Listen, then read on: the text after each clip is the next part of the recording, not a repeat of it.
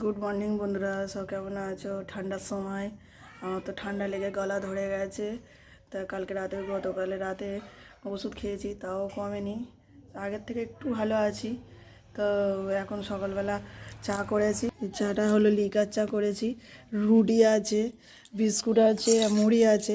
তা এখন সকাল সকালে এই চাটা খেয়ে নেব। চাটা হচ্ছে আদা দিয়েছে, নুন দিয়েছে, বাটি করে খাচ্ছি তাড়াতাড়ি ঠান্ডা হবে বলে। আর গরমও আছে। মেয়ে সকালবেলা স্কুলে চলে গেছে, মর্নিংয়ে স্কুল। তা ওকে টিফিনে বিস্কুট আর কেক নিয়ে গেছে। এক্সাম হচ্ছে ওর দুটো করে, 20 নাম্বার করে। ওর ফাইনাল এক্সাম নয়, এটা ফাইনাল হবে ফেব্রুয়ারির লাস্ট উইকে হবে। চা খাওয়ার আগে অনেকটা বেশি করে জল খেয়ে নিয়েছি, যাতে গরম চা খাওয়ার পরে আর জল খাবো না হলে। কাল রাতে আরও অবস্থা খারাপ ছিল গলার, তো ওষুধটা খাওয়ার পরে যথেষ্ট ভালো আছি মোটামুটি। চা খাওয়া কমপ্লিট হয়ে গেছে, এবারে করবো রান্না। তা রান্নার জোগাড়গুলো রান্নাঘরে বয়ে নিয়ে চলে যাব। এবার আমি চলে আসি রান্নাঘরেতে। রান্না করার জন্য আজকে একটা স্পেশাল রান্না করবো।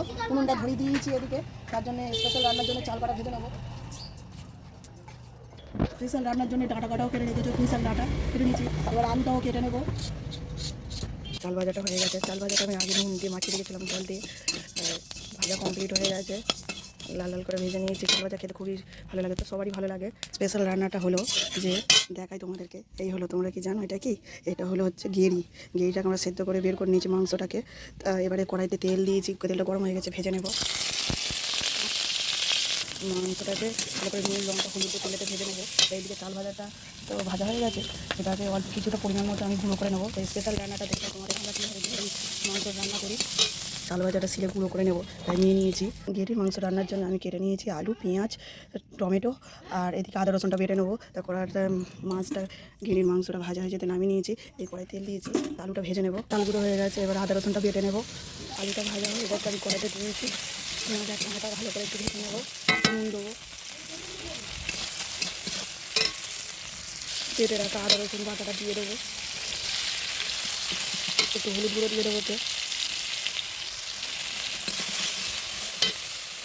শেষে একটু লঙ্কা গুঁড়ো দিয়েছি, লঙ্কা গুঁড়োটা দিয়ে তরকারিটা কষে নেবো।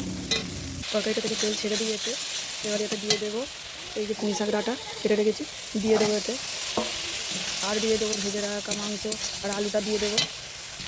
ভালো করে নাড়াচাড়া করে কষে নেবো। তারপরে জল ঢেলে দেবো। সময়টা কমপ্লিট হয়ে গেছে, জল ঢেলে দেবো। চাপা দিয়ে ফোটানোর জন্য চাপা দেবো।